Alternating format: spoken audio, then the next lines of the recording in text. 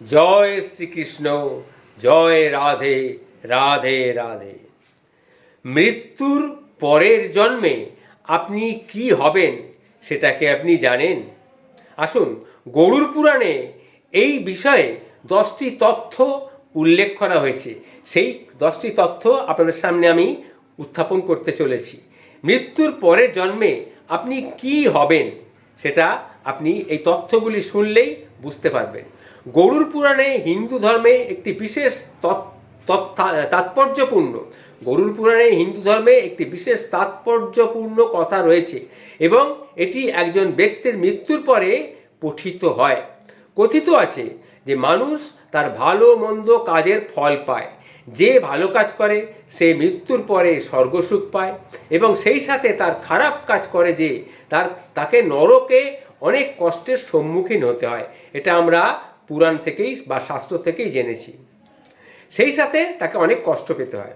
তাহলে গরুড় পুরাণেও আমরা এর উল্লেখ পাই। গরুড় পুরাণে 19,000-এরও বেশি শ্লোক রয়েছে, তাতে পুণ্য এবং পাপের কর্মের উল্লেখ রয়েছে। হিন্দু ধর্মের 18টি মহাপুরাণের মধ্যে গরুড় পুরাণ হল অন্যতম। এটি সংস্কৃত ভাষায় রচিত একটি বৈষ্ণব ধর্মগ্রন্থ। গরুড় পুরাণে মানুষের কর্মের বিবরণে বলা হয়েছে যে যার কারণে মানুষের পাপ এবং পুণ্য নির্ধারিত হয়।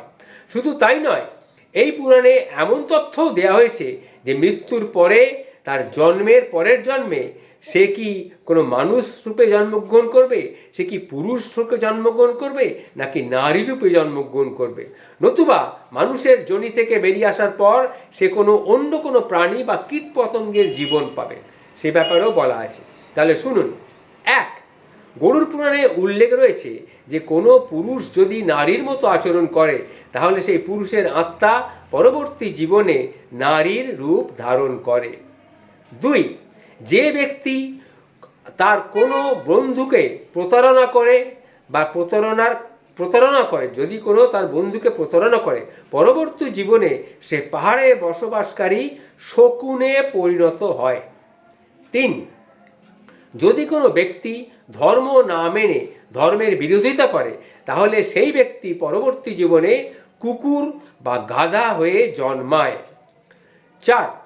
কোনো পুরুষ কোনো নারীকে যদি হত্যা করে, কোনো পুরুষ যদি কোনো নারীকে হত্যা করে পরবর্তী জীবনে সে কুষ্ঠ রোগী হয়ে জন্মগ্রহণ করে। 5. যে ব্যক্তি তার স্ত্রীর সাথে সম্পর্ক রাখে সে নরকে যায়। যে ব্যক্তি অন্যের স্ত্রীর সাথে সম্পর্ক রাখে সে নরকে যায় এবং নেকড়ে, কুকুর, শকুন, শেয়াল, সাপ বা কাকের জন্ম পায়। 6. বিয়ের পরের জীবনে বাদুড়ের যোনিতে জন্ম নেয় অন্য পুরুষের সঙ্গে সম্পর্ক রাখা নারীরা। আবার বলছি, বিয়ের পরে যদি কোনো নারী অন্য পুরুষের সঙ্গে সম্পর্ক রাখে তাহলে সে বাদুড়ের যোনিতে জন্ম নেয়। 7. গরুড় পুরাণে এটাও বলা হয়েছে যে একজন ব্রাহ্মণ যে উপযুক্ত চরিত্রের শিক্ষা দেয় না সে পরবর্তী জন্মে ষাঁড় হয়ে জন্মায়। 8. যেসব নারী ঘরে ঝগড়া করে তারা পরবর্তী জীবনে জলের পোকা হয়ে কিন্তু জন্মাতে পারে। 6. যে ব্যক্তি তার পিতা মাতা বা ভাই বোনেদের উপর অত্যাচার করে সে পরবর্তী জন্ম পায়, কিন্তু সে পৃথিবীতে আসতে পারে না, কারণ সে গর্ভেই মারা যায়। এটা হলো 9. আবার 10 নম্বরে বলছি, যে ব্যক্তি একজন মহিলার গায়ে হাত তোলেন তাকে পরবর্তী জীবনে অনেক রোগের সম্মুখীন হতে হয়। এই যে কথাগুলি আমি বললাম, এই কথাগুলি আমি গরুড় পুরাণে পেয়েছি।